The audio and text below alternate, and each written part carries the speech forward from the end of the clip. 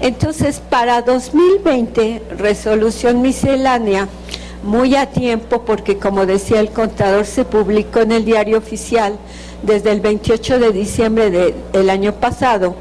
Desde ese momento ya nos estaba dando las reglas de todo lo que se reformó en el decreto de reformas, es decir, en Código Fiscal, en renta, en IVA y en IEPS, inclusive en Ley de Ingresos. Y entonces hoy vamos a ver a detalle esas reglas que se adicionaron en materia de Código Fiscal conmigo y en las demás materias con Rosita. ¿Por qué vamos a ocuparnos de estas reformas? Porque lo demás ya lo conocemos. Estos aspectos no se reformaron, se mantuvieron, pero lo que vamos a tocar es lo nuevo, lo que va a hacer que nuestra vida sea diferente a partir de 2020.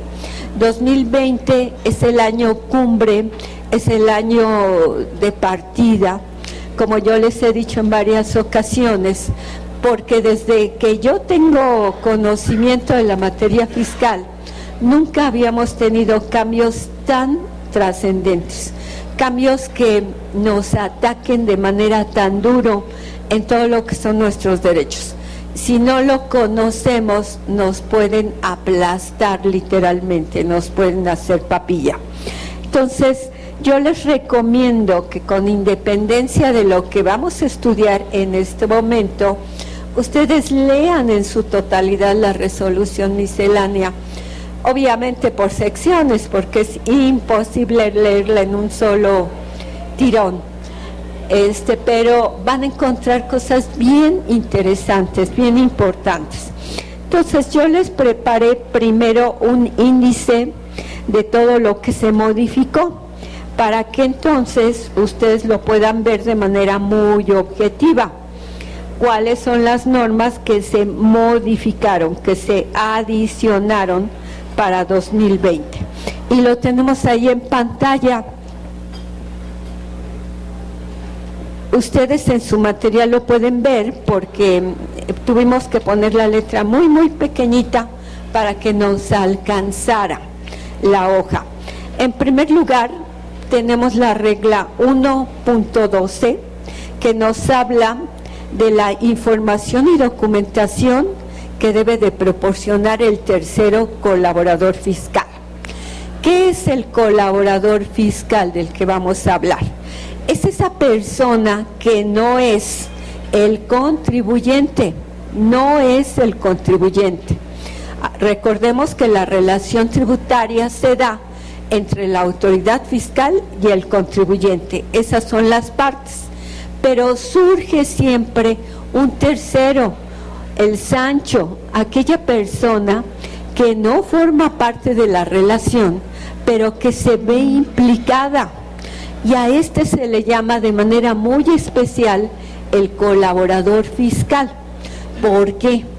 Porque por razones increíblemente extraordinarias, desde mi punto de vista, va a ponerse del lado de la autoridad y va a ser su informante. Por eso se le llama colaborador fiscal. Dice la norma, vámonos para allá, vamos a analizar esta regla 1.12, que este tercero colaborador que está previsto en el artículo 69b ter, el ter es de tercero, se metió ahí con calzador, dice que informará a la autoridad ¿sobre qué? Sobre la emisión, la expedición, la enajenación o comercialización y la utilización del CFDI que ampara operaciones falsas, inexistentes, simuladas. Entonces, la primera pregunta o la primera inquietud es, ¿y cómo lo sabe? ¿Quién es esta figura? ¿De dónde emerge? Que se conoce de pe a pa, conoce todos los detalles de cómo se está expidiendo, cómo se está comercializando, cómo se está adquiriendo ese CFDI. Pongámonos en un ejemplo, coloquémonos ahí, viajamos en el tiempo y espacio, y ustedes son la autoridad, y llega una persona y les dice a través del buzón tributario, a través del área de denuncias: oye, fíjate que en tal lugar, porque debemos de dar dirección exacta, precisa, debemos de dar el RFC de la persona, debemos de indicar cómo lo están haciendo y qué están haciendo, y toda esta información se la vamos a dar a la autoridad. Entonces yo les pido a ustedes que me digan cómo una persona que no es el contribuyente tiene toda esta información, y que además obviamente no es ni el que está expidiendo ni el que está utilizando las facturas, porque no se va a ir a suicidar, ¿verdad? Si yo formo parte de esa situación, yo estoy adquiriendo o yo estoy emitiendo, pues impensable de que yo vaya al fisco y le diga: oye, fíjate que en tal lugar estoy expidiendo o estoy comprando, pues sería meterme a la cárcel.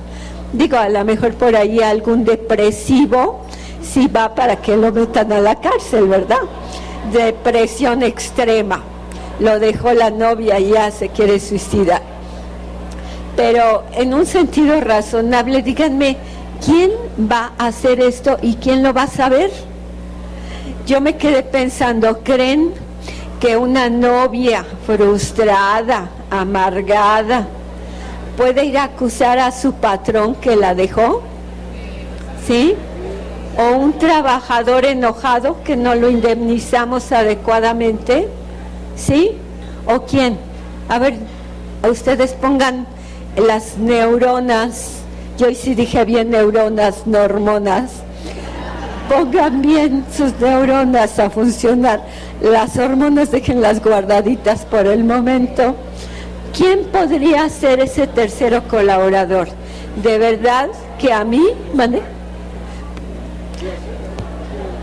Sí, a mí me asombra, pero yo cuando he platicado con los contribuyentes de esto, ¿saben qué me ha dicho? El contador.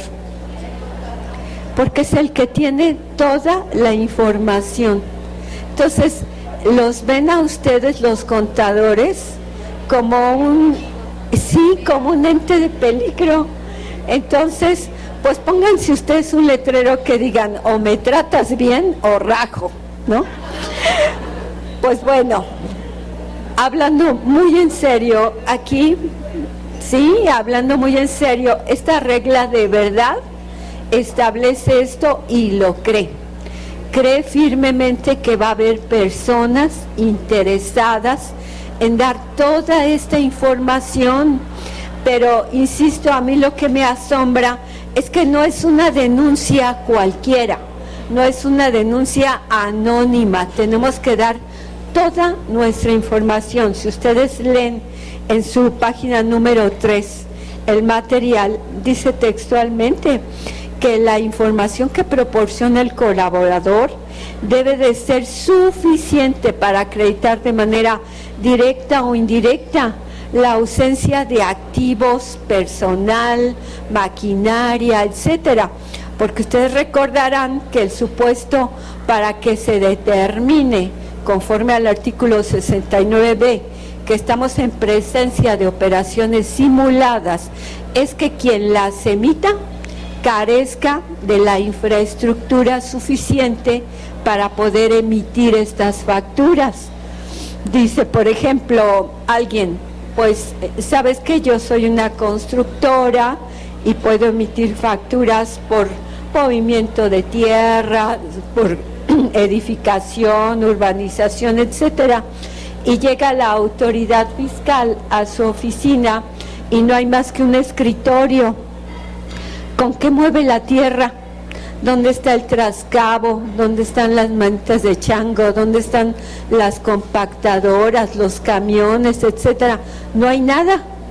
Entonces, aquí este tercero va a informar de todos estos datos, pero además, fíjense, va a señalar su nombre completo, su teléfono, su correo electrónico, y del otro lado va a señalar el nombre, el RFC del contribuyente cuya información proporciona. Entonces, de verdad, es demasiada información muy detallada que no nos permite entender que sea cualquier persona.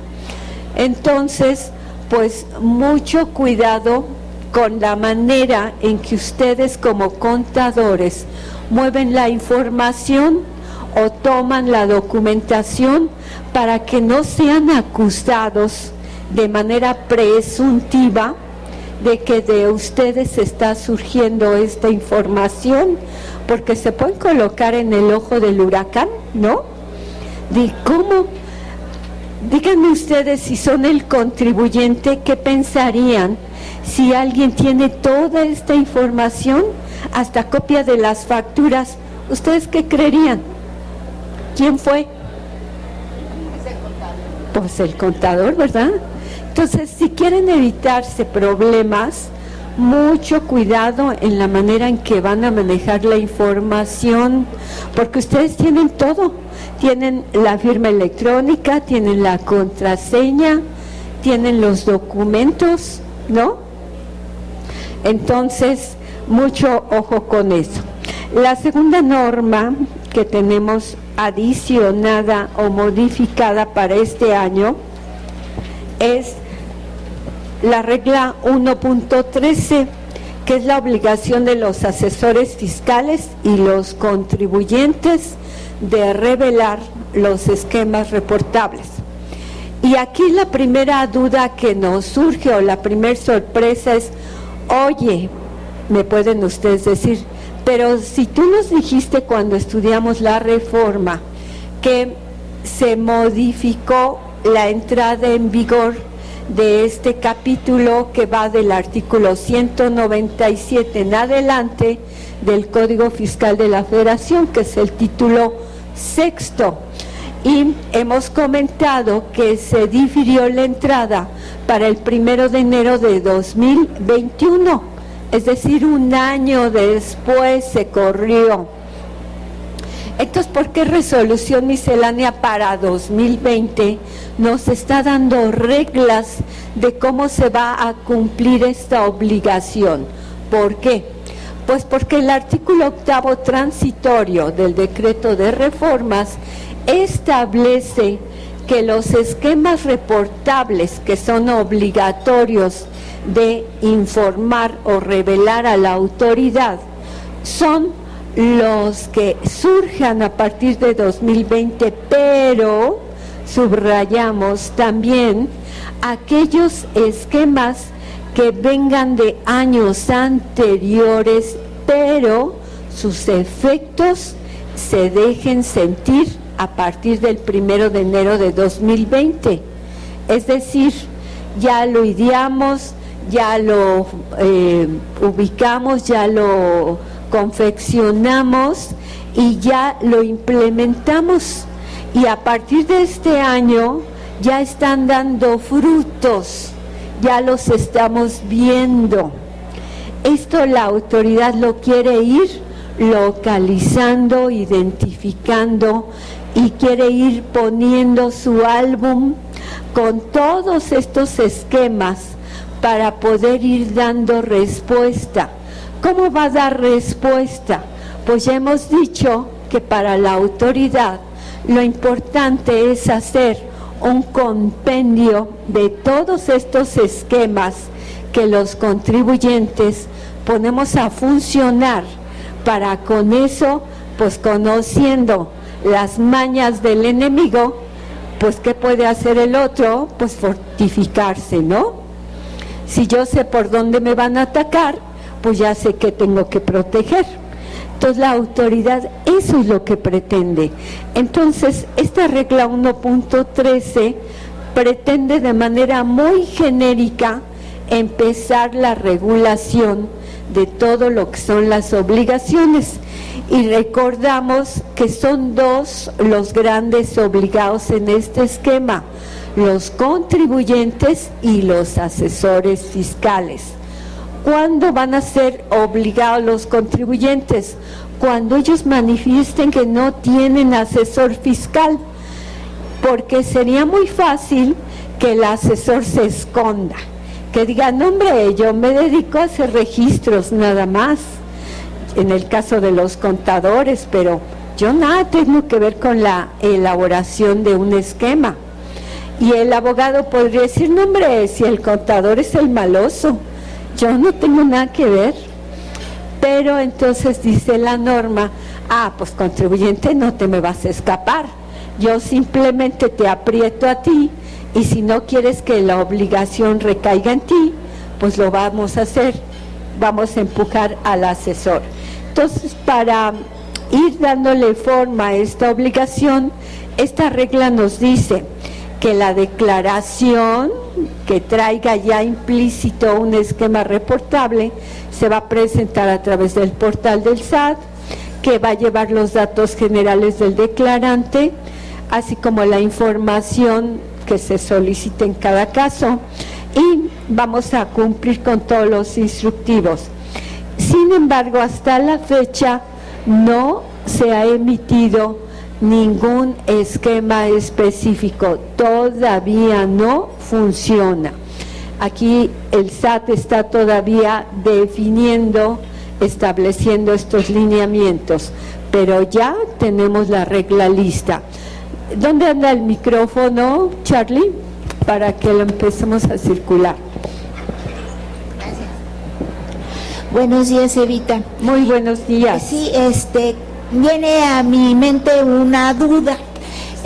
Los esquemas reportables tienen un nombre como muy siniestro, porque no todas las estrategias fiscales que hacemos son indebidas. Por ejemplo, cuando un cliente nos pide lo que tenga yo de saldo a favor en mi declaración anual, quiero que me la lleve esa compensación para los próximos, ya sea meses o la otra declaración anual, y con eso yo me lo pague porque no voy a tener tantas ventas. En especial en este año está muy difícil, y pueden la gente empezar a decirme, oye, ¿sabes qué? No quiero yo mi devolución, quiero que me lo compenses. Ese es un esquema reportable. Este no es un esquema reportable. No, porque esa es la que viene mi duda.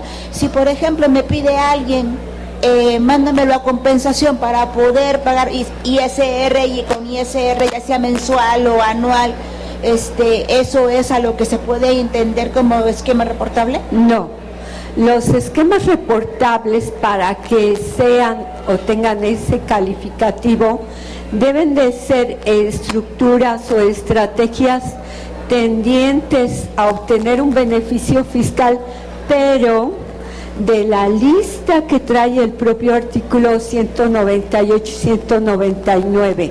No es cualquier beneficio, no es cualquier ahorro, no es cualquier estrategia, sino de manera ejemplificativa les menciono, apágalo para que no se vicie, por favor, sino que tienen que ser los que impidan, por ejemplo, el intercambio de información financiera automática, los que impidan que la autoridad pueda hacer el ejercicio de sus facultades de revisión. Trae un listado muy específico el artículo 199 del Código Fiscal reformado. Entonces, no es cualquiera el que califica como esquema reportable. Nosotros, cuando estudiamos la reforma, por la cantidad de normas modificadas, no lo alcanzamos a ver, pero en la medida en que el contador nos puede ir programando, lo vamos a hacer, porque es muy importante este título, y además porque en la medida en que lo conocemos no nos vamos a asustar nada más de así porque sí, porque parecería que todo lo que hagamos ya es calificado como esquema reportable, y no es así, solo ciertos casos muy específicos. En el material de la reforma, yo creo que todos vinieron al curso de la reforma, en el material de la reforma, ahí está todo este esquema. pero insisto, tiene tal importancia que lo debemos de estudiar a detalle, pero nada más este tema nos merecería toda una plática, para que en esa medida, conociéndolo, podamos nosotros ir estableciendo nuestra estrategia de cómo vamos a responder a esa nueva obligación, ¿ok? Sí, y a mí pues sí es un poco dudoso, porque tú te has dado cuenta mejor que nadie de que ya desde hace algunos años la ilusión de la ilusión para pagar menos, que viene el acreditamiento, la compensación, por decreto las deducciones inmediatas y todo eso, aparentemente parece como si fueran esquemas reportables, como que tiene que quedar muy bien especificado, en especial para nosotros que somos los que utilizamos esas herramientas para los contribuyentes, qué es lo que se debe de, incluso como dice la regla, tenemos que informarlo, aunque no nos demos de alta, porque no lo hacemos muy seguido, como en el caso de la declaración anual, lo están tomando la elusión como algo indebido. ¿Por qué? Porque si ya después de tener la utilidad neta, que es por lo regular como le hacemos, entonces ya se dice esto, y es cuando ya se emplea acreditamiento, compensación, etcétera. Entonces, pues ya nos hace decir, ¿saben qué? Olvídense de las compensaciones, de decirle a los clientes, olvídense del acreditamiento. Si te tienes que pagar, hay que pagar, tanto porque a nosotros nos va mal como para el mismo contribuyente, no solamente a uno, sino es todo el conjunto. No sé si estarás de acuerdo conmigo. Totalmente, y me parece muy interesante y muy conveniente lo que dices, porque debemos de tener muy claro en qué medida pisamos terrenos seguros y en qué medida ya estamos pisando terrenos que para la autoridad son sancionables, tanto con multas como con penas privativas de libertad. Entonces tenemos que encontrar dónde corre esa línea que nos separa del buen actuar a los ojos del SAT y ya del actuar problemático. Y sobre todo ahorita que vamos a presentar declaraciones, marzo declaraciones de personas morales y abril de personas físicas. Entonces, sí es muy importante este tema de los esquemas reportables. Ustedes, como siempre, son los que mandan, pero a mí me encantaría que, si a ustedes les interesa, pudiéramos pedirle al contador que programara ya muy cercanamente este estudio para que podamos ver qué podemos hacer y qué no debemos de hacer para no tocar terrenos prohibidos con el SAT. Bien, muy bien. La siguiente regla, la 2.2.15. Esto ya está en vigor, ya debemos de sabérnoslo así de memoria totalmente. Esto se refiere al nuevo procedimiento, es totalmente nuevo, procedimiento previsto en el artículo 17H bis, que se refiere a la restricción temporal del certificado de sello digital. Recordemos que el Código Fiscal plantea o contiene ahora dos grandes rubros.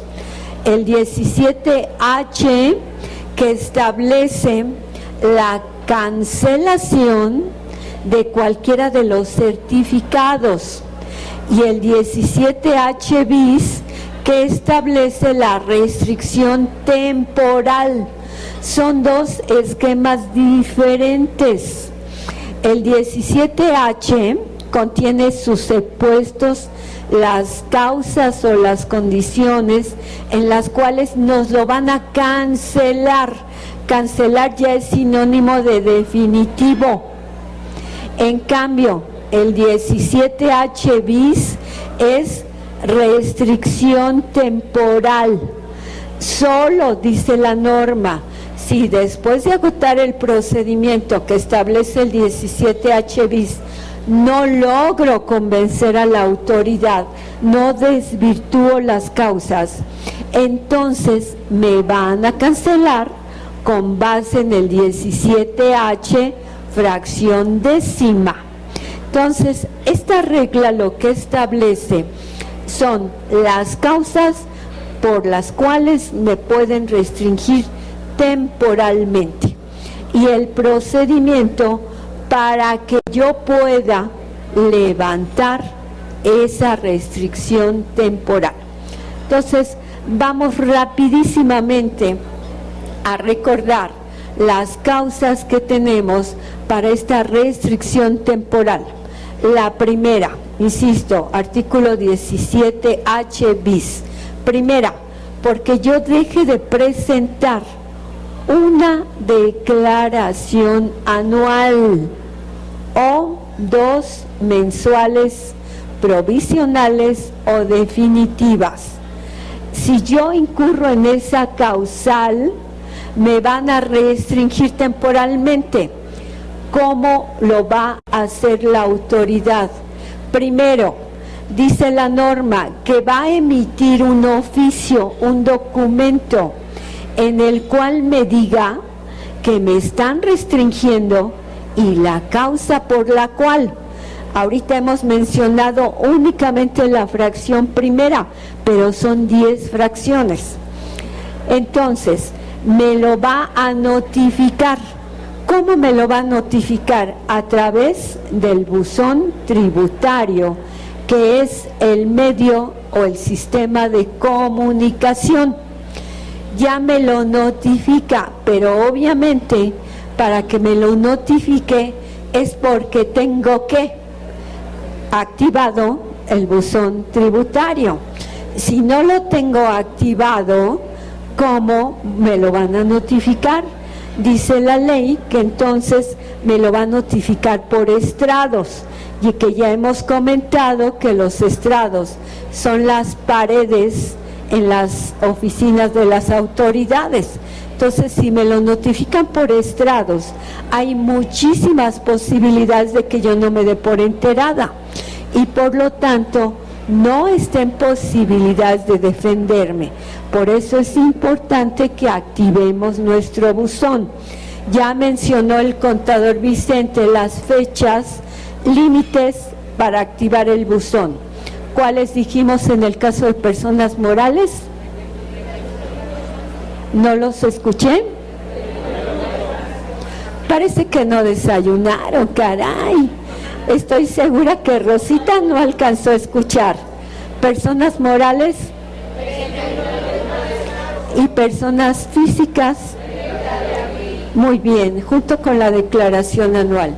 Entonces, a partir de ese momento, únicamente nos van a notificar a través del buzón tributario esta resolución donde nos digan: te estoy restringiendo temporalmente. Y entonces, ¿qué podemos hacer? Inmediatamente. ¿Qué quiere decir inmediatamente? En el momento mismo que sepamos que está la restricción, tenemos la posibilidad, el derecho de acudir a través de la autoridad, a través del buzón, haciendo la aclaración. ¿Qué vamos a hacer en la aclaración? Vamos a aportar las pruebas que desvirtúen la causa que la autoridad está tomando en consideración para restringirnos temporalmente ese certificado. Y entonces ahí le vamos a acompañar estas pruebas. ¿Qué va a pasar como consecuencia de eso? La autoridad está obligada que al día siguiente de que presentamos nuestra aclaración, nos desbloquee, nos reactive el certificado. Esto es bien importante, porque entonces vamos a poder seguir trabajando, vamos a poder seguir emitiendo nuestras facturas. Entonces, la autoridad va a tener un plazo improrrogable de 10 días hábiles para emitir la resolución en torno a ese procedimiento. Esto, si se cumple, va a ser fantástico, porque hoy me cierran la llave, me restringen temporalmente mi certificado, me entero y ya no puedo yo emitir facturas. pero en ese mismo momento le hablo a mi abogado y le digo, tengo restringido mi certificado, ayúdame. Preparamos el documento, aportamos las pruebas y al día siguiente nos tienen que estar reactivando nuestro certificado. Eso es maravilloso, ¿no? Y vamos a poder seguir trabajando. Y a los 10 días hábiles la autoridad va a poder dictar la resolución. Ahora, ustedes me dirán, oye, ¿y si no me dicta resolución en ese plazo, qué vamos a hacer? Bueno, ahí ya tendríamos nosotros que promover un medio de defensa, que el contador Vicente siempre ha dicho, pero ¿por qué nos obligan a promover medios de defensa? Es una carga que el contribuyente no debería de tener. De acuerdo, pero nuestro certificado va a estar funcionando. Nuestro certificado va a estar permitiéndonos emitir facturas. Entonces, esto va a ser muy bueno, muy importante, siempre y cuando realmente se cumplan los términos. Entonces, esta regla lo que nos indica es cómo debemos de llevar a cabo el procedimiento. Por eso es que es bien importante. En este caso dice que utilicemos la ficha de trámite 296. ¿Para qué son las fichas de trámite? Para que no nos estemos quebrando la cabecita y dejemos de descansar a nuestras neuronas y las usemos para casos más necesarios, más importantes, como qué vestido nos vamos a poner, ¿no? O algo por el estilo. Pero ya la ficha de trámite, nos corres a la siguiente, por favor, Charlie. Ahí está. En su material no está la ficha antes de que me echen pleito. Pues ya conozco a mi gente. Lo que pasa es que estas fichas de trámite las tienen en el anexo 1A. Anexo 1A de la resolución miscelánea fiscal para este año. Luego entonces yo me dije, ¿para qué tiramos árboles? Porque todo esto que nos prepara el consejero fiscal amablemente, pues son árboles. Entonces, si esto lo tenemos en nuestra computadora, solo necesitamos decir anexo 1A y buscar la ficha de trámite, pues digo, ¿para qué cortamos más árboles, no? Claro que yo sé que es más cómodo, por eso se las puse aquí de manera complementaria. Igual la ficha, la lámina anterior, Charlie, si la regresas, ahí tenemos, ahí, todas las causales del artículo 17H bis, que ustedes me dirán también, protestando como Martín Lutero, ¿por qué no viene en el material? Porque lo tienen en el material de la reforma fiscal. Nada más ábranlo o abran su código fiscal y ahí lo tienen, ¿de acuerdo? Entonces vamos a analizar la ficha. Córrete por favor, Carlitos. Bien, entonces, como les decía, la ficha de trámite no sirve para que nosotros nos ajustemos a lo que quiere el SAT y ya no estemos sufriendo de que vamos, nos regresan o nos admiten, etcétera. Esta ficha de trámite nos dice con toda claridad qué debo de decir, ante quién lo debo de presentar, qué debo de anexar y si tiene costo o no tiene costo. Yo les recomiendo mucho que se metan en un momento de ocio, de esos que les sobran muchos, que vean las fichas de trámite porque nos dan mucha luz, no solo de cómo hacer el trámite, sino cómo mira la autoridad el asunto. En la medida en que vayamos avanzando les voy a ir aclarando esto porque lo dije. Bien, entonces, ¿qué dice aquí la ficha de trámite? Esta es la relativa a este procedimiento de restricción temporal. Para empezar, dice que este trámite es gratuito, que no tiene pago de derechos implícito, que se debe de presentar cuando se haya restringido temporalmente el certificado, es decir, no tenemos que esperar ningún momento. En este momento me estoy enterando y nada más salgo del curso y ya puedo presentar mi ficha de trámite. Luego dice que lo vamos a presentar a través del portal del SAT en el apartado que se denomina Mi Portal, y aquí viene la dirección. Ustedes teclean esto en su computadora y pueden accesar. La que sigue, por favor, Carlitos. Ahí sigue con los demás trámites. ¿Qué dice aquí? Bueno, que le debo de anexar, qué debo de decir, cuándo lo debo de entender cumplido y qué voy a obtener como consecuencia del uso de esta ficha de trámite. Entonces, de esta manera, el SAT está sistematizando todo. En la medida en que avancemos, vamos a ver cómo hay fichas de trámite casi para todo. Y también hay un listado en la resolución miscelánea de todo lo que contiene el anexo 1A.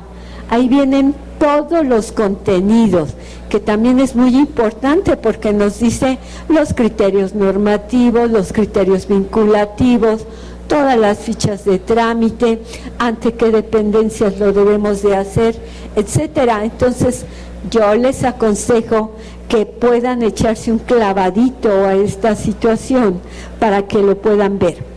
Entonces, como consecuencia de este trámite, si lo hacemos bien, nos van a reactivar nuestro certificado de sello digital en forma inmediata.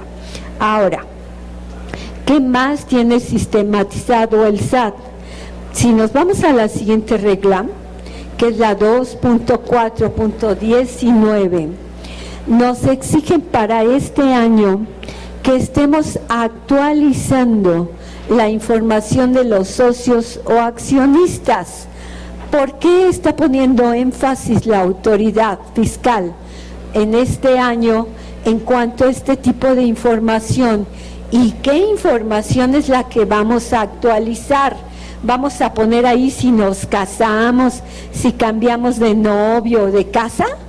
No, lo que nos piden son esencialmente los datos en los que gira toda la reforma 2020, el domicilio, para saber que estemos localizados, que no estemos fingiendo, que no estemos siendo fantasmas que parece que existen pero no existen.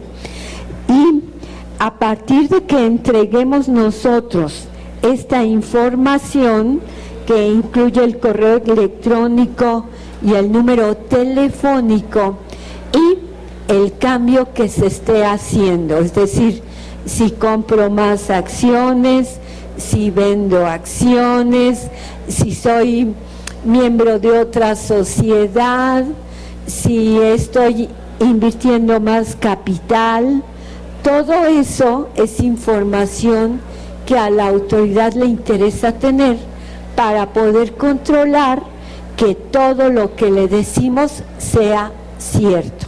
Entonces dice esta regla 2.4.19 que todas las personas morales deberán presentar un aviso ante el RFC en el cual informarán el nombre y la clave de los socios o accionistas cada vez que se realice una modificación o incorporación, y nos dan 30 días hábiles para que podamos dar esa información.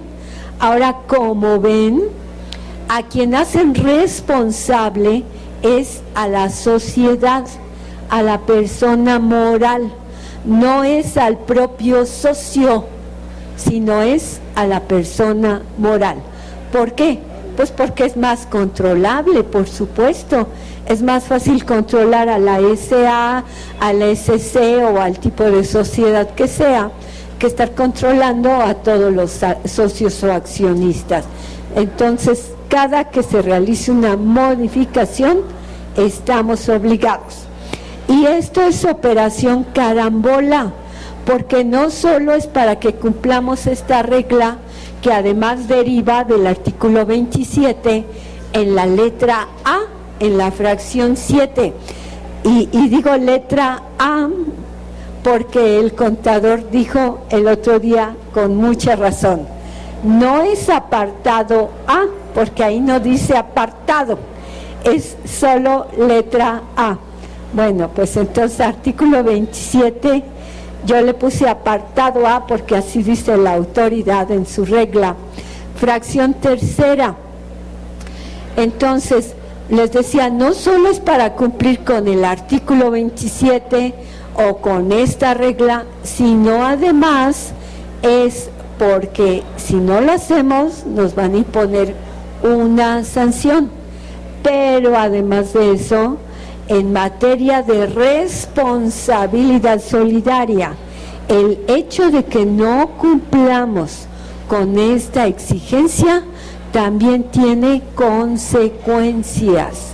Acuérdense que la sociedad no puede dar por bueno un cambio si no hace la anotación en el libro de socios o accionistas. Y aquí aprovecho para volverles a decir, todas las sociedades, incluyendo las civiles y las cooperativas, y obviamente pasando por las mercantiles, deben de tener mínimamente 3 libros. Voy para allá.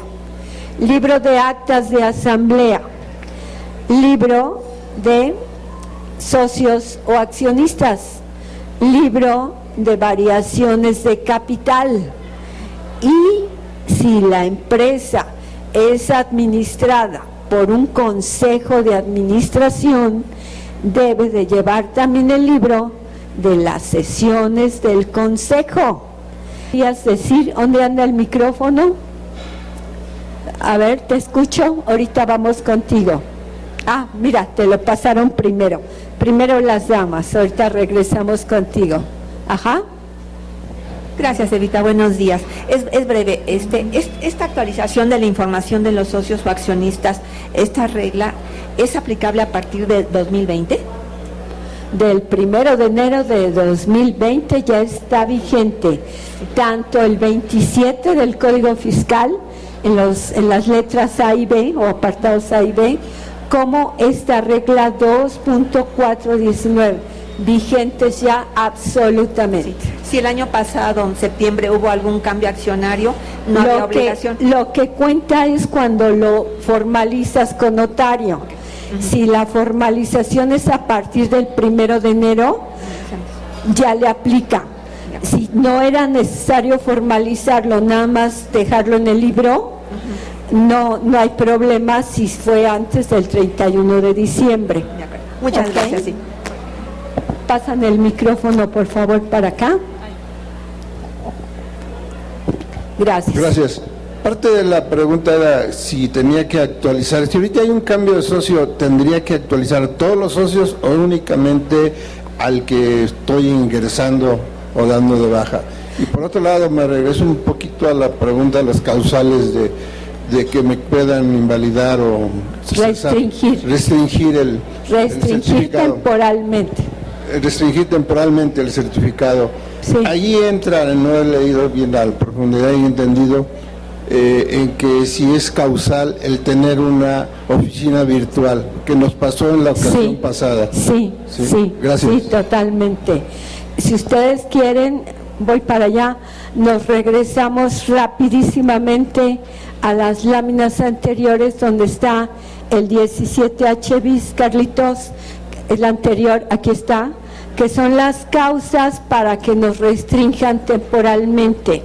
Esto es material, esto y el de la reforma, que necesitamos tener a la mano para tener identificadas las cosas, y por supuesto que es causa de que nos restrinjan el no tener un domicilio que cumpla los requisitos del artículo 10 del Código Fiscal. Y el artículo 10 hemos dicho que señala que se entiende por domicilio fiscal aquel en el cual está el asiento principal de mis negocios. Si yo llego a una oficina virtual, ahí no va a estar la documentación contable, social, no van a estar las máquinas, no va a estar el personal, sino simplemente va a haber ahí una persona que a lo mejor no sabe ni quién eres, ni quién es el contribuyente. Entonces, obviamente que con base en eso, la autoridad sí me puede restringir temporalmente. Entonces, las oficinas virtuales tienen que pasar a la historia si no queremos tener problemas de este tipo, ¿sí?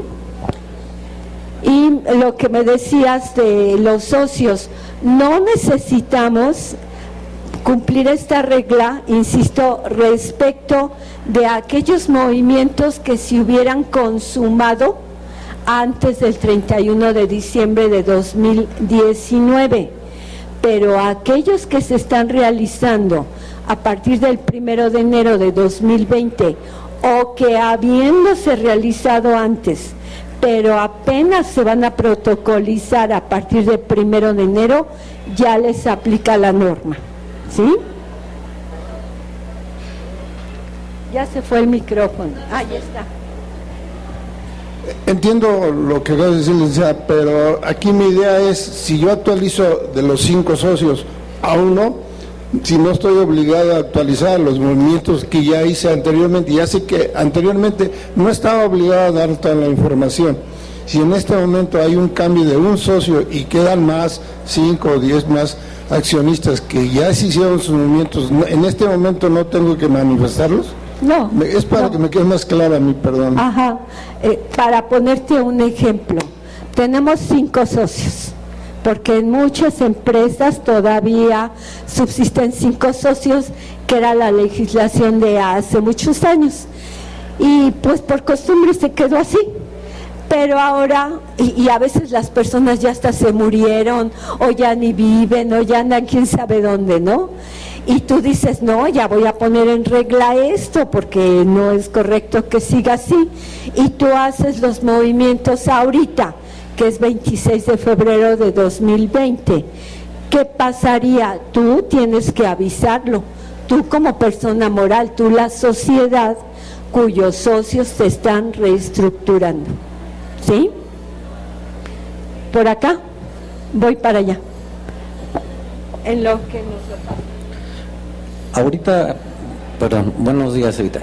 Ahorita yo acabo de solicitar la renovación de una firma electrónica y para sorpresa mía, pues yo nada más llevé el lugar, es que acudí a la cita para hacerlo, pero no me la quisieron renovar porque tengo que presentar una lista de los 5 socios, pero esta no es modificación ni nada.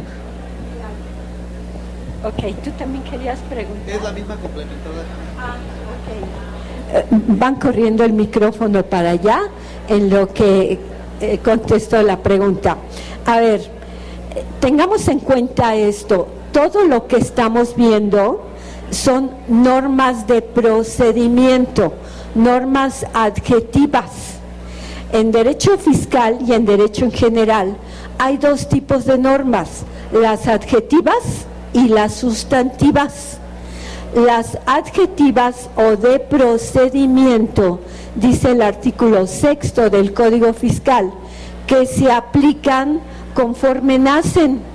Ahí no cuenta de, oye, pero esta operación viene del año pasado o viene de 5 años atrás. No, aquí las normas de procedimiento es, en este momento quiero obtener mi firma, ya me aplica esto, aunque la sociedad venga de muchos años atrás.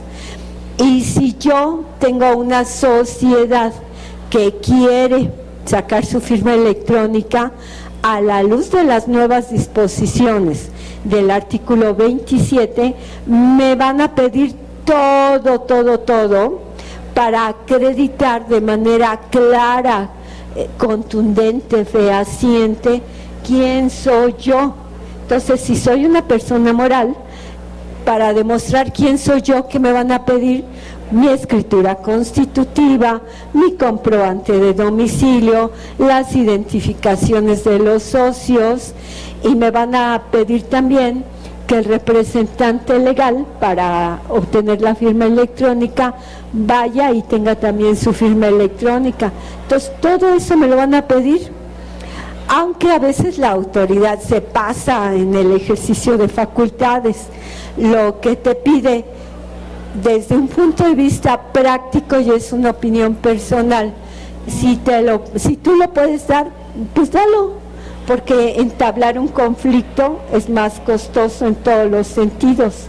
Ahora, si lo que te pide verdaderamente es inadecuado, algo que no procede, pues ahí sí hay que pelearnos. Pero aquí lo que tú me dices es que te pidió información sobre los socios, ¿no? Que te pidió nombres, direcciones, todos sus generales, y que le llevara su identificación y que estuvieran dadas de alta en el RFC como socios mínimamente, ¿no? Más que nada es un escrito en Excel. Un cuadrito. Con ciertos datos, los datos generales de los socios. Ajá. Pero no es una firma nueva. Ah, es renovación. En diciembre se les olvidó renovarla. Renovarla ahorita en enero. Ajá. Y no la pudimos renovar a causa de que faltó eso. Lo que pasa es que cuando se trata de una firma que ya se extinguió porque no la renovaste en tiempo, es como si volvieras a sacarla de nuevo y te aplica toda la normatividad como si fuera nueva. Entonces tiene toda la razón la autoridad. Por eso hay que estar muy al pendiente de que no se nos venza, porque si estamos dentro del tiempo, antes de que se venza, es muy fácil renovarlo. Ajá. Sí, buenas tardes, Evita. Yo acabo de hacer ese trámite y precisamente tuve la necesidad de dar de alta al socio como socio accionista de la empresa y hacer un escrito, y inmediatamente me renovaron la firma, porque también se pasó el tiempo, pero fue el único requisito que...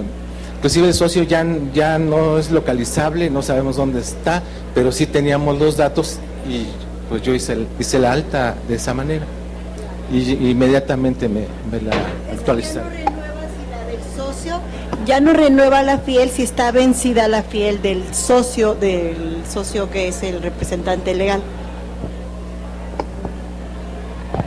En mi caso me pidieron la alta tenían un representante, la firma la fiel está vigente. El problema es que como el dueño de la empresa sale normalmente al extranjero, dejó un representante, la firma está vigente todavía, pero para poder renovar la firma nos piden que el socio tenga no nada más el socio, sino todos los socios tengan su firma electrónica vigente, que es el caso que tú comentabas de una empresa ya de hace muchos años, y lo que quieren en sí es un expediente completo de identificar plenamente al contribuyente, a pesar de que, como tú lo comentas, no es una firma vigente, no debería de tener ningún problema si la estoy renovando antes de que venza, pero lo que quieren en sí es identificar plenamente a todos y te ponen muchos peros.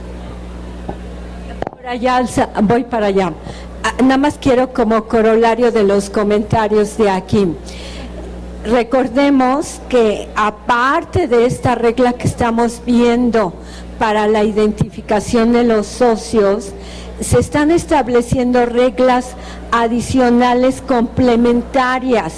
Todas las sociedades financieras, todas que integran el sector financiero, están obligados a actualizar los datos de los cuentavientes. ¿Por qué? Porque el SAT lo que pretende es cruzar la información, como ya lo he venido haciendo, pero actualizada, de tal suerte que tenga una base de datos absolutamente confiable.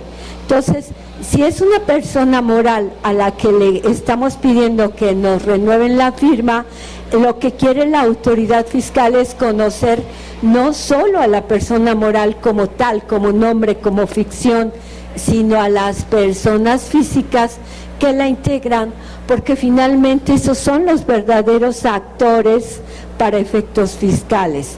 Para acá, Leti, ¿o quién alzó la mano allá? Sí, A ver. gracias. Retomando un poquito el tema de lo que es la oficina virtual para Sí. efectos de la cancelación Sí. de los sellos, ¿qué pasa cuando... Restricción temporal. Bueno, de la restricción.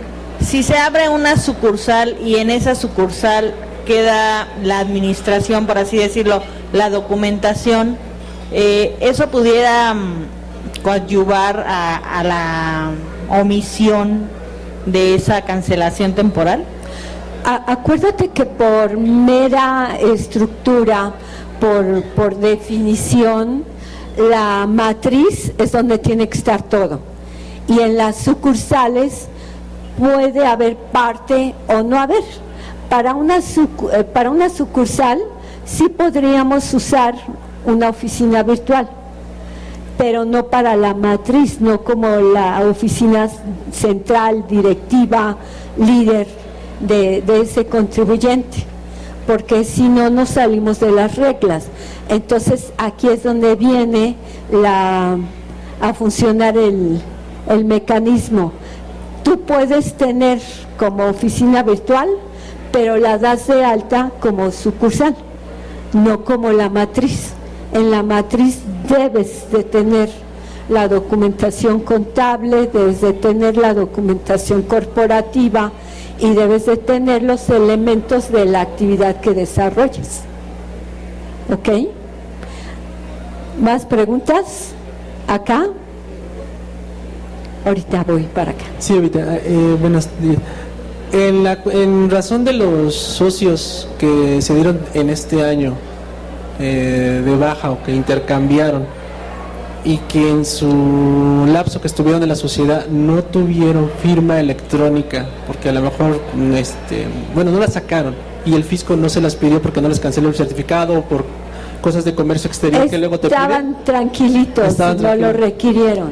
Salió y no se tiene la firma. Al meter este aviso del cambio, de la baja, el aumento de los socios, podría ser una situación el que él no haya tenido fiel y que de todas maneras te la requiera para poder hacer el trámite de la persona que ya no está. Sí, por supuesto. Totalmente de acuerdo. Aquí la pregunta que va de por medio, entiendo yo, es ¿qué hago? ¿Saco la cabecita a flote y se va a ver que andaba yo irregular? ¿Me quedo quieto? ¿Qué hago, no? Es tiempo de que nos pongamos en regla. Recuerden que el artículo 7.5, apréndanselo de memoria, 7.5 del Código Fiscal de la Federación establece que no habrá multas, no habrá sanciones, ni tampoco acción penal cuando, habiendo estado de manera irregular, sin que haya gestión de autoridad, yo me regularizo, yo me acerco a la autoridad. Entonces, acerquémonos confiadamente, siempre y cuando no haya gestión de autoridad. Hay que ganar el tiempo antes de que nos requieran. Vamos a limpiar culpas, vamos a limpiar problemas. Es tiempo de poner en regla las cosas. Y esta política se hace extensiva inclusive a los que han estado operando con facturas falsas, con facturas apócrifas. Dice el artículo 8º transitorio del decreto de reformas de 9 de diciembre de 2019 que hay 3 meses que concluyen obviamente el 31 de marzo de este 2020 para que los que hayan estado en el esquema del 69, ya sea emitiendo o adquiriendo y utilizando para efectos fiscales, se regularicen mediante las complementarias que procedan y queden totalmente en regla. Entonces la posición de la autoridad sigue siendo la misma: regularízate antes de que yo te toque a la puerta y no pasa nada, no hay problema. Entonces tú no te preocupes, tú acércate a hacer el trámite que requieras y dependiendo de lo que la autoridad te pida, pues cúmplelo. pero fue una actuación espontánea. Ok, ¿Sí? muchas gracias. Sí, mi pregunta es de las oficinas corporativas. En un caso de dos empresas, están en el mismo domicilio. Entonces, de una empresa, la actividad principal se encuentra en el Distrito Federal, pero por cuestiones administrativas pasaron a Querétaro esta empresa y me acaba de llegar una visita domiciliaria para comprobar precisamente el domicilio, pero como está la otra empresa y la otra empresa sí tenía personal, sí tenía maquinaria, sí tenía sus instalaciones, pues dieron todo por bueno.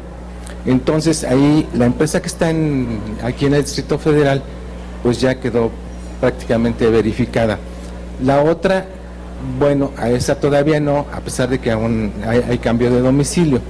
Pero bien, aquí la pregunta es, ¿pueden estar las dos empresas en el mismo domicilio y compartir la misma maquinaria, por así decirlo? Sí, la respuesta es sí, pueden estar dos o más empresas en el mismo domicilio, siempre y cuando estén bien diferenciadas las áreas. Pensemos que fuera el domicilio de 3 empresas. Bueno, pues ahí el baño le ponemos el letrero, esta es la empresa A, aquí en las mesas ponemos, esta es la empresa B y esta es la empresa C, ¿sí? Con que estén perfectamente delimitadas las áreas, es perfectamente válido, porque ya ese es un fenómeno económico. ¿Por qué compartimos oficinas?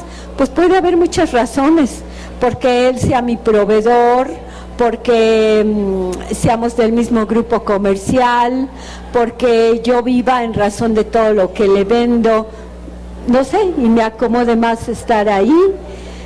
Hay muchas razones, pero el tema es cumplir en cada caso, por cada empresa, los requisitos que establece la norma fiscal, artículo 10 del Código Fiscal de la Federación. ¿Más preguntas? ¿No? Bueno, hoy, a diferencia de otras veces, me dije, es mejor que avances poco, pero se les puedan aclarar sus preguntas, a que avances todo y se queden todas las preguntas, ¿no? Aunque no sé cuándo me equivoco más o menos. Bueno, seguimos con la siguiente regla. Nos vamos a la regla 2.420. Esta es la obligación que se establece de todas las entidades de obtener de sus cuentahabientes o socios toda la información relativa. Fíjense lo que dice: las entidades financieras a que se refiere el artículo 7, tercer párrafo de la Ley del Impuesto sobre la Renta, así como las SOCAPs, que son las Sociedades Cooperativas de Ahorro y Préstamo, deberán.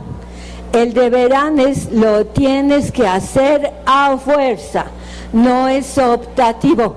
Cuando leamos podrán, es que si quiero o si puedo, pero aquí cuando dice deberán, es un imperativo, es una obligación. Entonces dice que deberán obtener de sus cuentahabientes o socios la información siguiente: domicilio, correo electrónico y número de teléfono, mismos datos que van a proporcionar al SAT en la ficha de trámite 185. Entonces, fíjense la importancia que tiene para el SAT el control de esta información. Por eso, como les decía hace un momento, de manera complementaria le están exigiendo a varias dependencias con las que tenemos trato los contribuyentes que recaben y actualicen nuestra información. ¿Quién no tiene algo que ver con el sistema financiero? Pues casi todos, ¿verdad? Ustedes me dirán, bueno, el que anda la María, pues y quién sabe, a lo mejor tiene una cuenta y con más recursos que nosotros, ¿no? como una película muy viejita ya de Verónica Castro, donde andaba recogiendo o pidiendo limosna y era más rica que nadie, ¿no? Bueno, entonces igualmente le están exigiendo a los notarios, a los fedatarios públicos, que recaben la información y la reporten a través de informativas o a través del Declaranot. Entonces, yo quiero que piensen el grado de información que al terminar este año va a tener la autoridad, al grado de que para personas morales, como ya se los comentó el contador y vamos a ampliar el comentario, ya la declaración anual de personas morales viene prellenada y que únicamente los movimientos que tengan 48 horas son las que van a ser objeto de que le digamos al sistema de que lo acabo de hacer. Nos va a hacer una pregunta y nosotros vamos a contestar sí o no. Se me hace muy simpático, di sí o no. Entonces, insisto, ustedes piensen el grado de conocimiento que va a tener la autoridad sobre quiénes somos, qué hacemos, cómo nos movemos. Va a llegar el momento en que, bueno, pues sepan hasta de qué color usamos los calcetines, si es que usamos. Entonces, como nota aclaratoria en la parte inferior con letra más pequeñita de esta lámina, les puse quiénes son las personas que conforme a la ley del impuesto sobre la renta integran el grupo financiero o las entidades financieras. Fíjense, son Banco de México, instituciones de crédito, seguros y fianzas, controladoras de grupos financieros, almacenes generales de depósito, las AFORES, las arrendadoras financieras, las uniones de crédito, las sociedades financieras populares, los fondos de inversión, tanto de renta variable como en instrumentos de deuda, las empresas de factoraje financiero, casas de bolsa y casas de cambio. ¿Qué tal? Pues todas, no se quedó afuera ninguna. Nosotros solo pensamos en bancos, pero como ven, son muchas, todas, sin excepción alguna, nos van a pedir que actualicemos la información. Así es que si queremos estar en regla, vamos a actualizar. ¿Dónde anda el micrófono, por favor? Si nos lo permiten, gracias. Solo para comentarte, Evita, adelante dice que sean residentes en México o en el extranjero, o sea, también del extranjero van a actualizar. Muy buena observación, por supuesto, felicidades por estar tan atenta. Claro, esto no solo es para México, sino aún las que estén en el extranjero con las que tengamos nosotros vinculación. Y esto solo es a nivel de legislación local. Recuerden que tenemos un FATCA. ¿Qué es el FATCA? El sistema de cruce de información con Estados Unidos. Y además tenemos un acuerdo de intercambio de información financiera que está vigente desde 2017. Así que no solo aquí en nuestro territorio nacional vamos a estar supervigilados, sino también los movimientos que se hagan en el extranjero, si son entidades que tienen aquí su residencia. Ejemplo, BBV Bancomer. Ese banco está en México, pero tiene sucursales en todo el mundo y desde aquí nosotros podemos operar haciendo movimientos de dinero, de recursos para las inversiones a nivel internacional. Todo eso va a ser objeto de esta norma, de que nos actualicen los datos. Bien, siguiente ficha, siguiente regla, 2.523. Esta es de ciencia ficción. Esta es para que nos sintamos, bueno, ya así como que en el seno de los grandes avances tecnológicos. Dice que el SAT va a poder utilizar los servicios o medios tecnológicos que proporcionen georreferenciación y vistas panorámicas, visitas o satelitales, es decir, nos están viendo desde arriba, desde los satélites. ¿En qué momento va a ser esto? Cuando nos acerquemos a hacer un movimiento y la autoridad quiera verificar nuestra información. Entonces, ¿qué va a hacer? A ver, dice Eva que está en Circuito Poeta 5. A ver, abre el Google Maps a ver si es cierto que ahí hay un lugar. Porque a lo mejor abre la autoridad del Google Maps y ahí es un tiradero, es un terreno baldío. Va a decir la autoridad, no, espérate, ¿cómo dices que ese es tu domicilio? Sí, ¿verdad? Es que yo opero en los subterráneos, sería la respuesta, ¿no? O yo estoy en los aires, soy una hormiga atómica.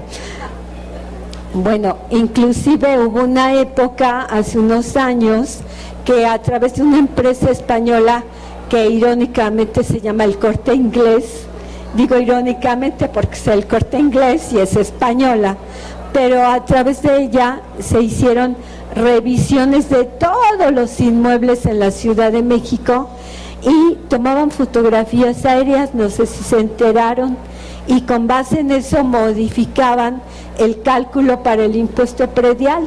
Es decir, si nosotros decíamos, yo tengo 5 metros cuadrados, y llegaba El Corte Inglés y tomaba la foto, decía, ahí hay un edificio, y entonces tomaba nota y lo pasaba esa información al gobierno de la Ciudad de México para que incrementara el valor del inmueble y consecuentemente el valor del impuesto predial. Bueno, esto ya está legitimado para efectos federales, para efectos de todas las autoridades fiscales federales. ¿Cuáles son las autoridades que pueden beneficiarse de estas reglas? SAT, IMSS, Infonavit y Secretaría de Finanzas, cuando actúan con base en convenios de colaboración. ¿Estamos claros? Bien. Claro, por supuesto. Los bancos están de la mano, son la gran novia de las autoridades fiscales, por no llamarles de otra manera. Entonces, ellos siempre se aprovechan de todos estos cambios, por supuesto. Siguiente regla, 2.524. Esto también ya el contador se los avanzó. Esta es una opción.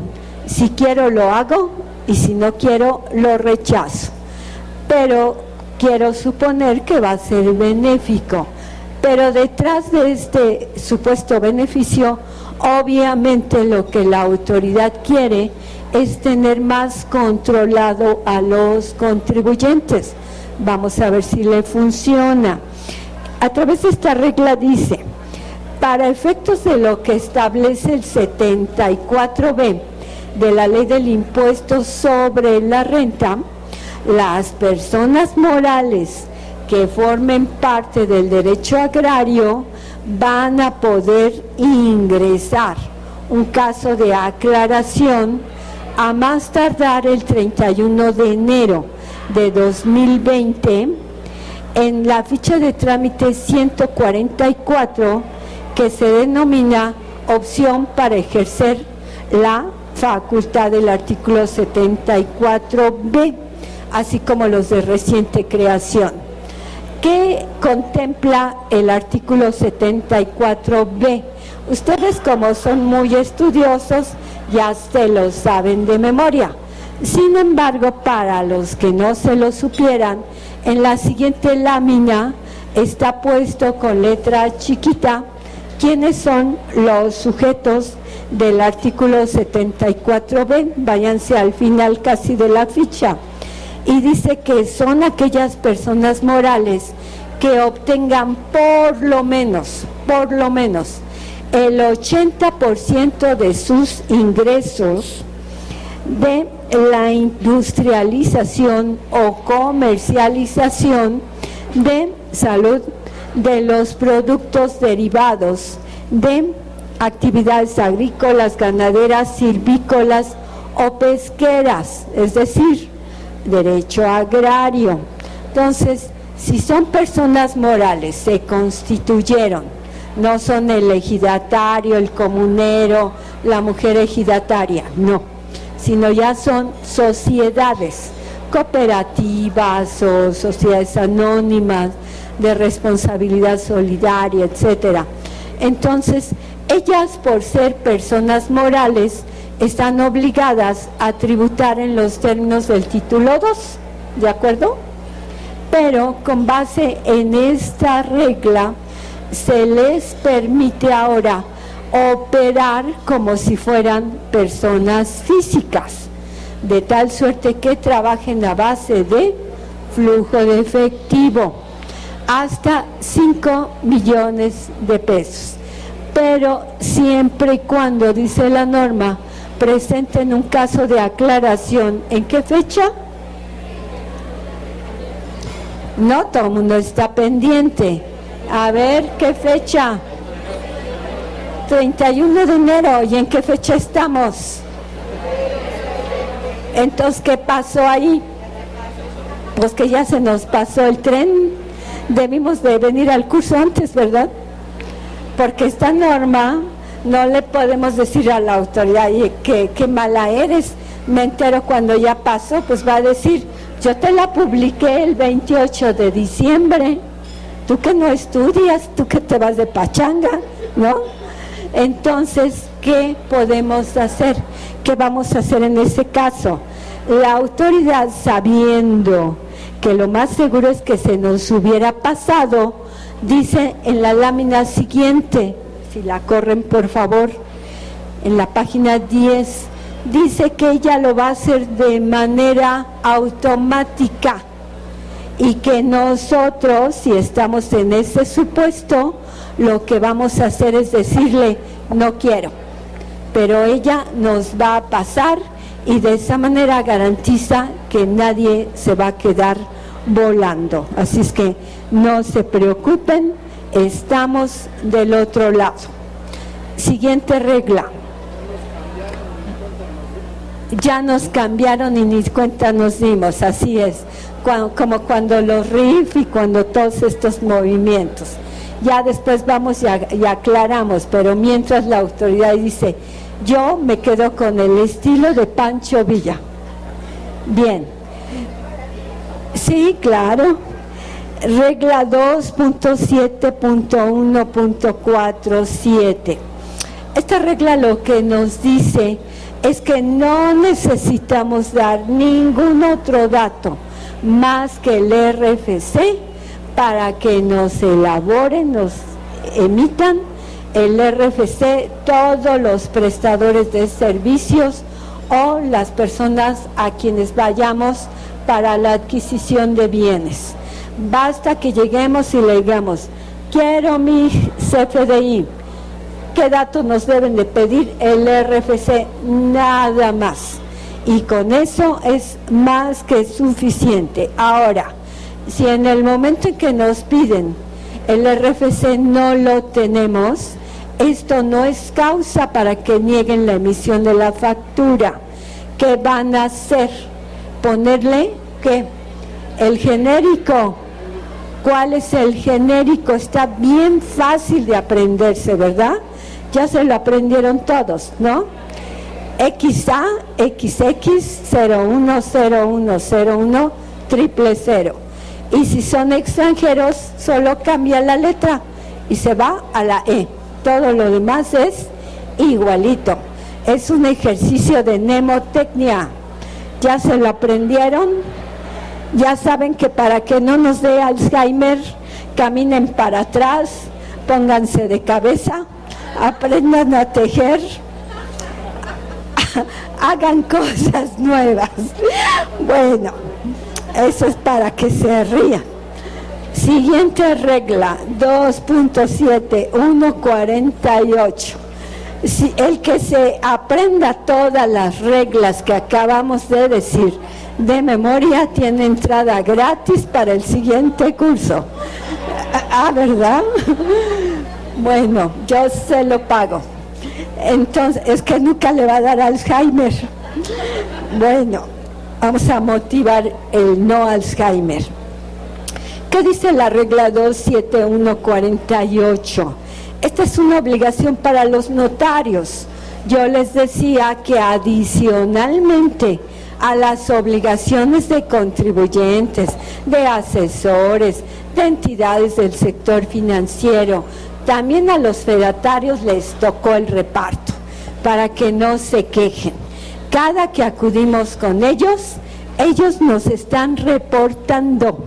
Igual que ya nos acostumbramos a que soy totalmente aquello o que forma parte de la vida y que no sé cuánta cosa, nos reportan todo el tiempo, pues igual aquí ahora los notarios se les impone como obligación que a través de una declaración informativa que deben de presentar ellos, informen de todas las enajenaciones de bienes que realicemos.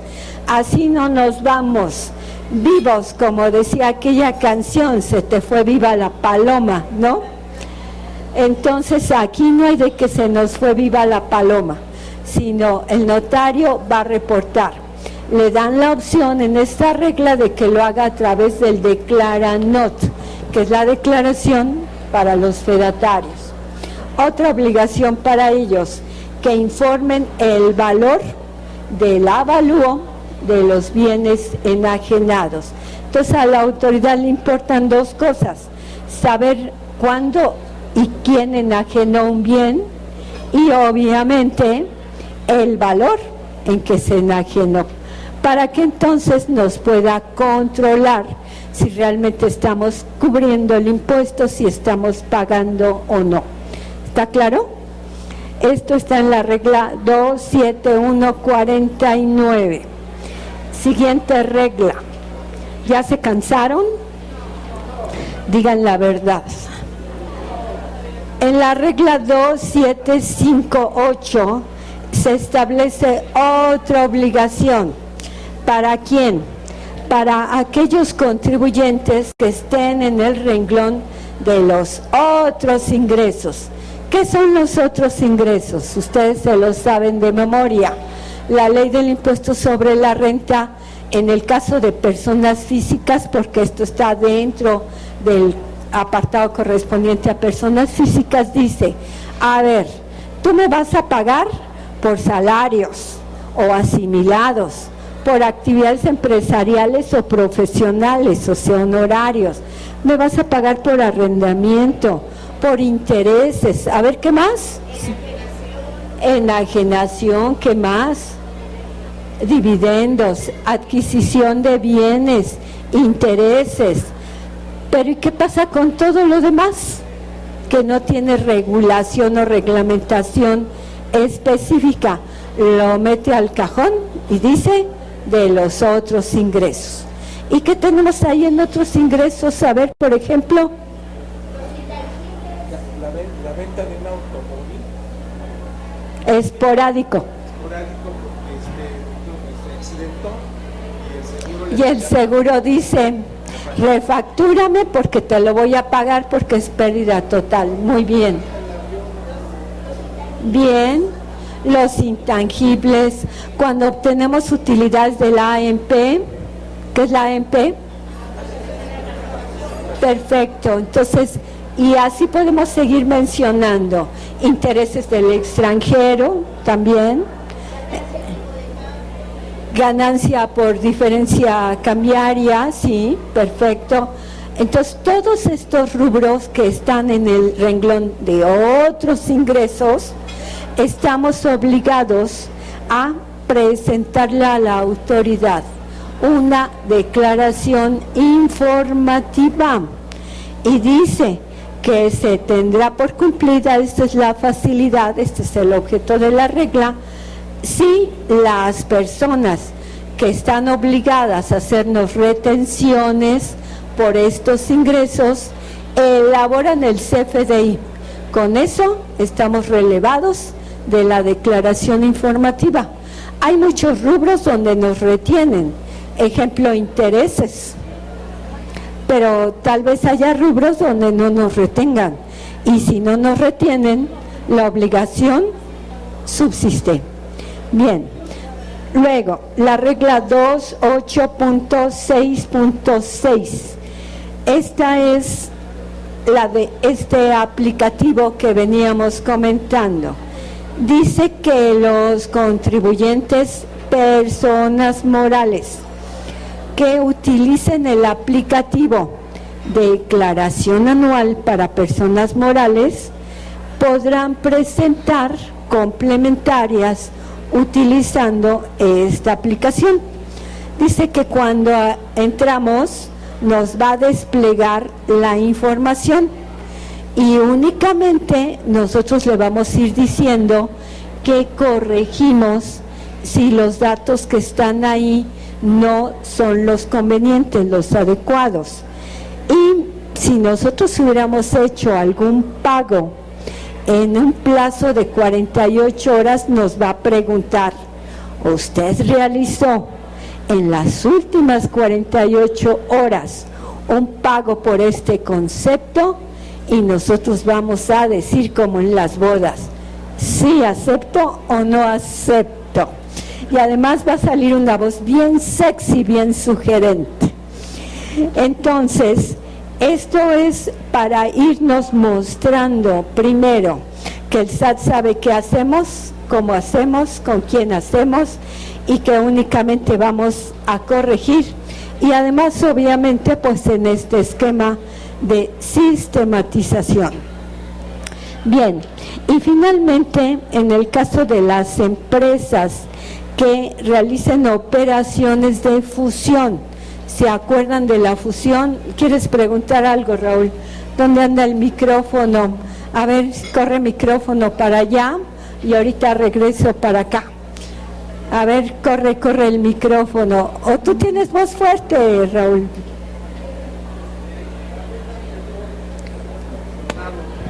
Aplica también para las personas. No te escuché, perdón, que había mencionado en la lámina anterior. ¿Qué cosa? Sí, la regla que es la de retenciones aplica para personas físicas. Esta regla es exclusivamente de personas físicas, porque estamos hablando del artículo 145. Okay. Así es.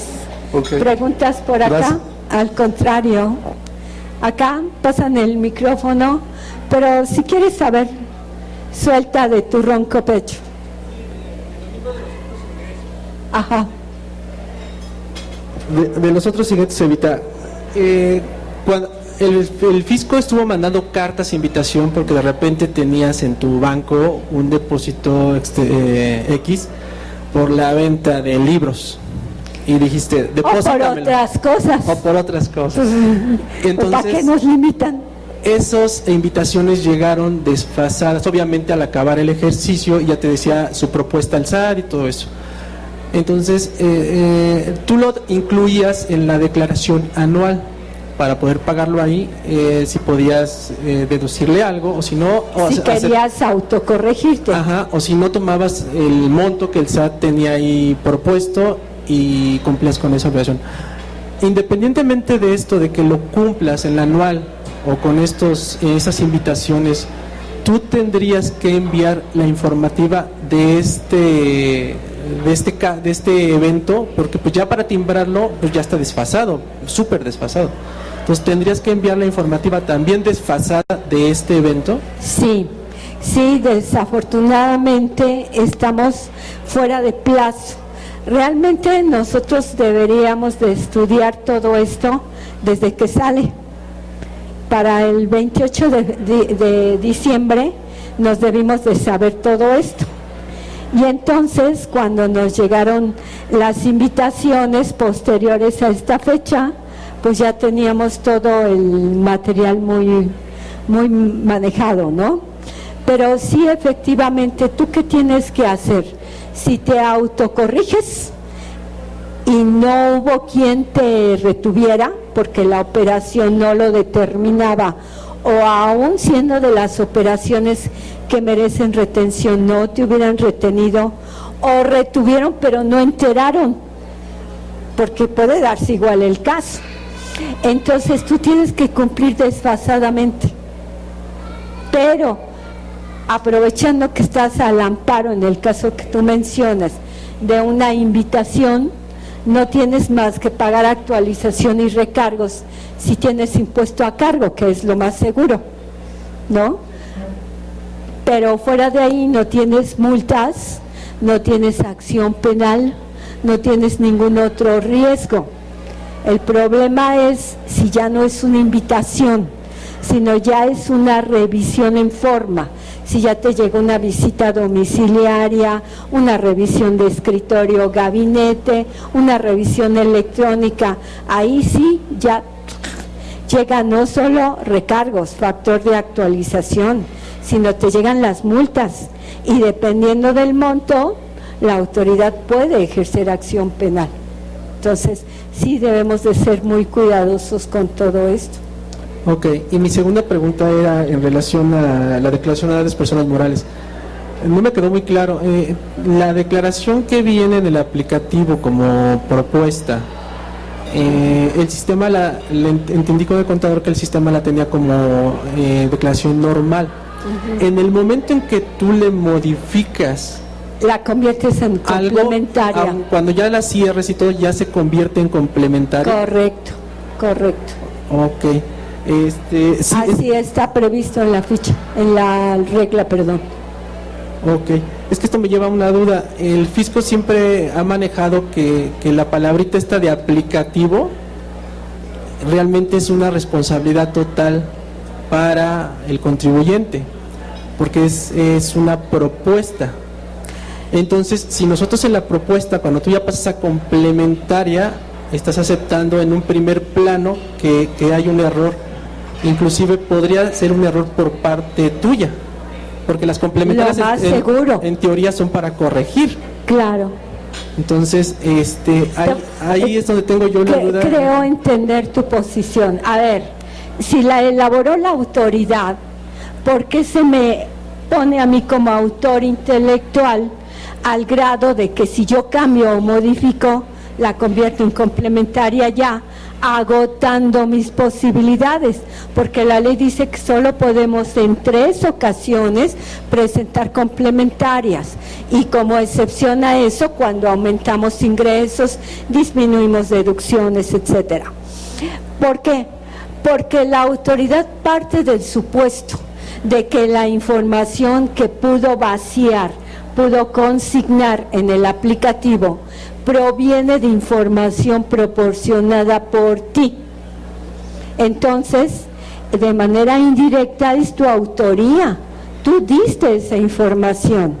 Ahí lo único que cambiaría es si tú puedes demostrar que tú nunca diste esa información, que no es atribuible a ti y que hubo un error en la captura o en el cargado para el prellenado de la información.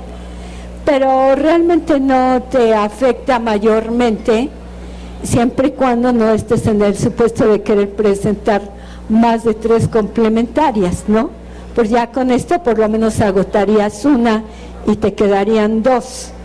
Pero es por eso, porque toda esa información, dice la autoridad, tú me la diste. Y si está mal, culpable eres tú. Y tú tendrías que decir: por mi culpa, por mi culpa, por mi culpa. Okay, por favor. Gracias. Regresando al tema de los otros ingresos, las personas morales que facturan deducibles por vehículos no tienen la obligación de presentar la declaración. No está establecida. Nos controlan a través de otros medios. Esta modificación es para controlar a las físicas, porque en términos generales está más regulado y más controlado todo lo relativo a personas morales, y las personas físicas se elevan un poco más a la autoridad y está tapando esos hoyos. ¿Más preguntas? Acá, por favor, pasa el micrófono. Gracias.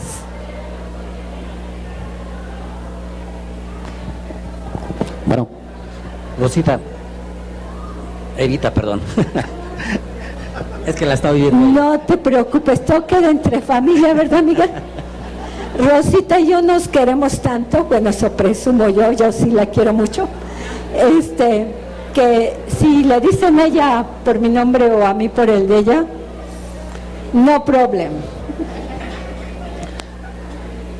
Una duda que me salió ahorita. Una persona física se jubiló en el 2018. Todo 2019 lo único que percibió de ingresos, por decir así, fue su pensión y sus intereses. Pero este era un señor empresario. Tenía un carro de esos antiguos que valen mucho dinero y lo vendió en octubre. Pero nada más hizo la operación así, sin ningún comprobante de la venta ni de la compra. Pues ahí tiene dos posibilidades. La primera, que se regularice antes de que la autoridad lo advierta, emitiendo el CFDI con todo lo que esto implica, ¿no? Esto es, bueno, yo soy el contador de él, yo tendría que emitir un CFDI como que lo emitió él o como que lo emitió el que lo compró. Podría ser. Aquí depende de quién era el autor, de la persona moral o de la persona física. Las dos son físicas. Ok. No era de la empresa, era del empresario. Era del empresario a nombre de él, nunca estuvo con contabilidad ni nada. Era de él en lo exclusivo. ¿Efectos fiscales a la operación? Es decir, el que lo compró lo pretende deducir. No, tampoco. No, es para efectos personales. Sí, son carros de colección, o sea, no son para uso ni... Ajá, sí, tienen placas de coche antiguo y hay hasta un club y no sé cuánta cosa de esos vehículos, ¿no? Pues mira, si le gusta vivir bien y dormir como bebé, pues que lo haga, que emita el CFDI. ¿Él? Y si no, él. Como si lo estuviera vendiendo a público en general, porque claro, otra persona tampoco lo necesita. Claro, por supuesto. Y si no, pues... Y habrá que, por decir, esto habría que pagar el impuesto sobre la venta. Claro, habría que acumular a sus demás ingresos, le tendrías que presentar su declaración, hacer los cálculos que correspondieran. O tú, Rosita, opinas... Está ocupada, ahorita que le toque su turno le preguntamos a ella. Es que esa cantidad, pero ese carro vale millones. Varios millones de pesos. Entonces pagar impuestos sobre esa cantidad va a ser algo bastante... Pues sí, pero el tema es dónde paró ese dinero. Si entró al sistema financiero, invariablemente hay que regularizar esa operación, porque si no, el SAT va a prender el foco rojo diciendo ¿de dónde salió este dinero? Aunque ese carro, por decir, como lo compró hace creo que 40 años, sí, pero no costó eso. Tiene sus reglas. Por eso mismo, por lo que compró hace mucho tiempo costó poco, pero ahorita por haberlo conservado tanto tiempo ya se hizo de y colección. Mantenerlo bien, claro. No, pues no hay yo otra más creo que pagar. No hay y no hay retenciones que, en este caso, por ser personas físicas ambas. Personas físicas ambas y que no lo están usando. Entonces nada más para hago el efectos. CFDI y pago que pague los impuestos. Y ya con eso presentas tu anual, ahí lo consignas y todo el mundo feliz. Como otros ingresos. Claro, como otros ingresos, efectivamente. Gracias. Todo el mundo feliz. ¿Más preguntas? Me quedan 10 minutitos.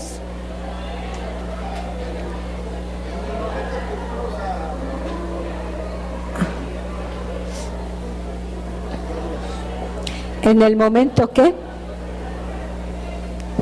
Hace una semana fuimos a tramitar unas firmas electrónicas, quisimos activar el buzón tributario con nuestro correo y la autoridad no lo permitió, dice, no, ese correo ya tiene muchos buzones.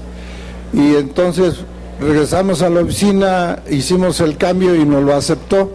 Ahí, ¿qué tan peligroso es que tengamos en un solo correo varios buzones? Porque de el tenerlo así es porque todos los días estamos revisando los buzones en eso. No sé si tengo algún problema legal.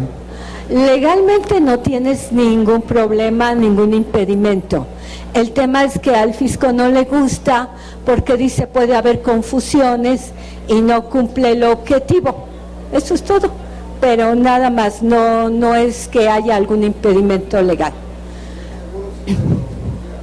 Sí, es por eso, porque no le gusta, dice, o es de Pedro, o es de Juan, o es de Chana, o es de Petra, pues de cuál de todos ellos es, ¿no? Pero nada más por eso, no hay problema. ¿Más preguntas? Para allá, ¿pueden pasar el micrófono, por favor? ¿Dónde está el micrófono? Ok, ahí va, Lupita.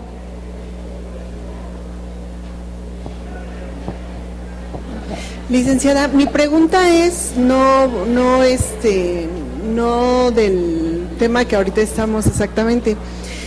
Lo que pasa es que tengo una duda respecto a los vouchers que dan en los restaurantes. Anteriormente habían unas impresoras que emitían o imprimían como en hoja blanca. Actualmente en el mercado ya no existen ese tipo de impresoras. Ahorita muchos clientes me están preguntando qué tan válido es el papel térmico que se borra en un año o menos o más. Dependiendo del calor o la luz a la que estén expuestos. Exactamente. ¿Y qué pasa en una revisión? Porque si en 2 años me van a venir a revisar, no se ve nada. Ya no se va a ver. Ese es un problema de hecho, no de derecho. Porque legalmente pues no hay ningún problema, ¿no? Ahí lo que tenemos que hacer por seguridad es pedirle al SAT. Hay una ficha de trámite que establece la consulta. Si no mal recuerdo es la 185 de Código Fiscal. Y si no, te la localizo, Lupita, y a quien le interese. Y entonces a través de un formato tú le puedes elevar cualquier tipo de pregunta a la autoridad. Entonces tú dile, por mi actividad, por mi giro, que esto le pasa a muchos giros, farmacias, súper, etcétera, etcétera. Por mi tipo de actividad utilizo papel térmico y obviamente está expuesto a que se modifique, se borre la información. Dime, autoridad, si me autorizas a que lo fotocopie en papel normal, en papel bond, o qué alternativa puedo tener. Y la autoridad está obligada a contestarte. Y sería muy interesante porque a todos nos ha llegado a pasar que nos dan la tirita en la farmacia, lo metes para efectos contables y a los 5 meses, dependiendo del medio ambiente en el que estés, ya no se ve nada. Y dices, caray, pues aquí estaba, pero ya no está. Acto de magia. Entonces sí sería muy interesante ver qué contesta la autoridad. Ahorita la pregunta fue muy enfocada en cuanto al ticket que te dan cuando te dicen que consumiste, no tanto la factura o el voucher del banco, no. Básicamente es en como la comanda. Entonces el cliente está muy preocupado porque me dice, eso en digital no lo puedo archivar porque solo se emite una vez, que es cuando se le da al claro, eso pasa en los giros de restaurantes. Exactamente. Y es vital tener la comanda para justificar el valor del recibo que se emitió, de la factura o de la global. Ok, gracias. Sí. ¿Más preguntas? ¿No? A ver. De las remesas de Estados Unidos, a una persona física se fue a trabajar allá, estuvo mandando dinero a su hermana aquí en México, ella cambiaba la remesa y la depositaba en efectivo en el banco, le llegó una invitación para el pago de impuestos, pero invitación, me dijo, ¿qué hago? Le digo, pues espera que te requieran, y de eso ya tiene 3 años, no le han requerido, entonces quería saber su opinión. Pues primero que suertudo, ¿verdad? De que no le han requerido en 3 años. Ya está a punto de que opere la caducidad otros 2 y cada vez es más lejana la posibilidad de que le requieran. Pero sí, obviamente tenemos que hacer una labor con todos los clientes, amigos, conocidos. En la actualidad debemos de tener sustento de todo lo que se hace, porque entre la presión de las normas fiscales más las de lavado de dinero y se le suman extinción de dominio, bueno, pues tenemos así la espada constantemente delante de nosotros. Entonces, un cliente que no tiene sustento de lo que hace, se expone a muchos problemas.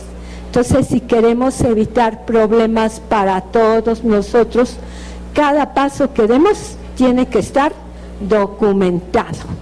Que se van con la vecina, documentenlo, por favor. Bueno, ya nada más para terminar de mi parte, el SAT emitió la regla 2.195, en la cual se establecen obligaciones para las empresas que se fusionan. La fusión, como ustedes saben, es operación sándwich, es como el matrimonio, mientras que la escisión es el divorcio. En la fusión, 2 o más empresas se integran para hacer una. Puede haber 2 tipos de fusión, la fusión por constitución o la fusión por absorción. Es por absorción cuando una tipo aspiradora se come a la otra o a las otras, y es por constitución cuando de 2 o más se constituye una nueva.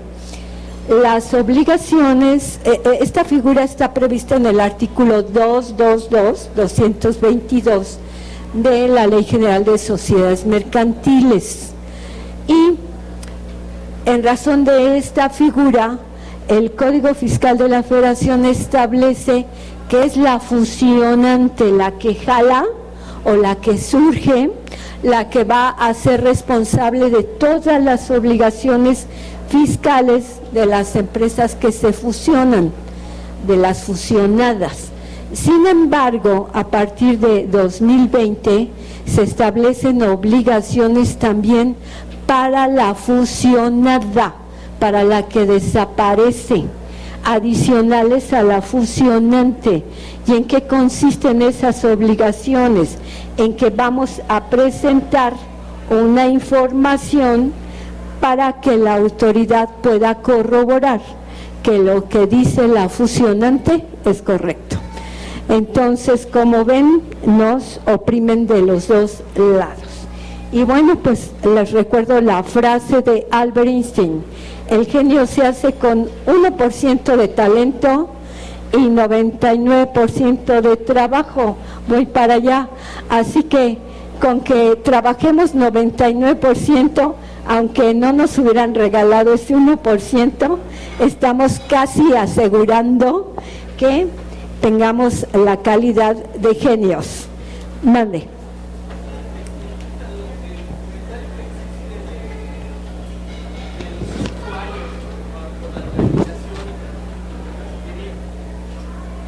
No prescribe, Bueno, caduca. Yo tengo una duda. Cuando el fisco te está llamando, te está invitando a que asistas a sus instalaciones y te mete al dichoso cuartito donde están ahí presenciando 3 personas, siempre te plantea que la causa o el parámetro que van a tomar, a lo oscurito. Ajá, siempre te plantean que el periodo que ellos están detectando abarca 10 años, en todos los casos. Entonces, retenciones, lo que pago de impuestos, facturas, se está recorriendo hasta 10 años. Ni siquiera te dan el parámetro de los 5. Te voy a decir por qué, y seguro que ya muchos lo pensaron. El artículo 67 del Código Fiscal de la Federación establece que cuando tú dejes de presentar una declaración o no lleves contabilidad, o no la lleves correctamente completa, o la desaparezcas, en ese caso el tiempo de facultad de la autoridad se duplica, se va de 5 a 10 años. Y la autoridad dice, si estás aquí porque te estoy detectando inconsistencias, es porque tu contabilidad no cumple los requisitos. Entonces, con base en eso, yo me extiendo a 10 años. Y bueno, obviamente, este es el fundamento legal, pero obviamente lo que pretende, pues, es hacerte papilla emocionalmente para que tú digas, no, pues mejor, flojito y cooperando. Pues claro, entonces, por eso debemos de estar muy seguros de lo que hacemos para tener la certidumbre. Tú te comiste el sándwich de jamón y queso, hasta dormido digas no. Ok. Sí, tenía esa inquietud yo. Es por esto, revisa el 67 del Código Fiscal. Sí, no, lo que me llamaba la atención es que ya de antemano, no, o sea, es como es una invitación, bueno, en teoría una invitación disuasiva, bueno, una disuasión. Sí. No me quedaba claro por la cuestión de ellos, dicen, detectamos esto, pero están tomando inclusive esa parte que decía detecciones digamos de retenciones que sí se pagaron, tal vez no les haya faltado, no sé, un peso o 1,000 pesos, pero ya estuvieron pagadas en su periodo y ya corrió su tiempo, en teoría ya corrió su tiempo porque están pagadas, están presentadas y pagadas. Y en ese lapso yo entiendo que tuvo sus 5 años porque sí está presentada para reclamar el adeudo de esa diferencia. No, o sea, no se omitió, se dejó, no se pagó en su totalidad. Entonces yo tenía la idea de que en esos casos sí empezabas a correr tu tiempo de 5 años para poder que las facultades de la autoridad ya no estuvieran vigentes.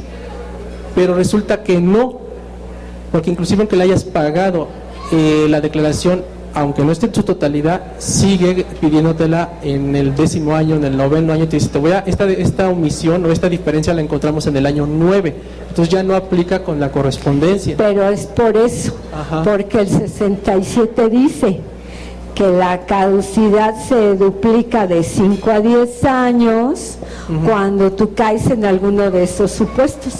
Entonces tú tienes que demostrar que es un error de la autoridad y que tu contabilidad está bien para que se reajuste el plazo a 5 años.